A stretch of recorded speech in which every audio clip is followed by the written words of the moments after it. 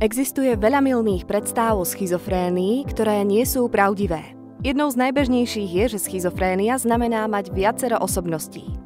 Je to mýtus. V skutočnosti ide o rozdelenú myseľ, ktorá v sebe nesie rozkol medzi myšlienkami, emóciami a správaním, a teda hlasy, ktoré ľudia so schizofréniou počujú, nepatria osobnostiam v ich vnútri.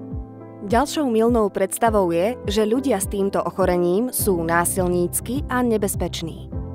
Pravdou je, že väčšina z nich násilná nie je. Práve naopak, ľudia so schizofréniou sú často obeťami násilia, a to kvôli svojmu zvláštnemu správaniu. Samozrejme, v niektorých prípadoch sa neliečení pacienti môžu stať násilnejšími a agresívnejšími. Laická verejnosť si tiež myslí, že schizofrénia je čisto genetické ochorenie. To je ďalší mýtus. Podľa súčasných poznatkov vieme, že schizofrénia je spôsobená komplexnou interakciou medzi génmi a radom ďalších faktorov, ako je stres, hormonálne zmeny a iné. Ľudia tiež predpokladajú, že schizofrénia je výsledkom zlej výchovy. Zneužívanie v detstve môže byť rizikovým faktorom, no neexistuje žiadny dôkaz o tom, že by priamo spôsobovalo schizofréniu. Ďalším mýtom je, že schizofrénia zahŕňa iba halucinácie. To nie je pravda.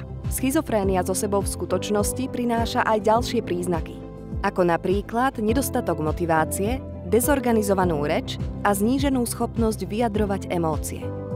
Tiež je nesprávne tvrdiť, že lieky na schizofréniu sú len sedatíva. To nie je pravda, pretože s rozvojom moderných liečebných postupov sa podiel pacientov, ktorí pociťujú utlmenie a letargiu, znížil. V súčasnosti používané antipsychotiká môžu pôsobiť priaznivo, a to s oveľa menšími sedatívnymi vedľajšími účinkami. Ďalším mýtom je, že ľudia so schizofréniou musia byť hospitalizovaní. V skutočnosti sa čoraz väčší počet pacientov lieči doma. Hospitalizácia môže byť na určité obdobie potrebná, no pri správnej liečbe môžu ľudia so schizofréniou fungovať v bežnom živote a mať zmysluplný život. Všetci sme v nejakej forme vystavení predsudkom voči ľuďom s duševnými ochoreniami. Aby sme neprispievali k tejto stigme, musíme sa v oblasti schizofrénie vzdelávať a vidieť osobu, nie chorobu.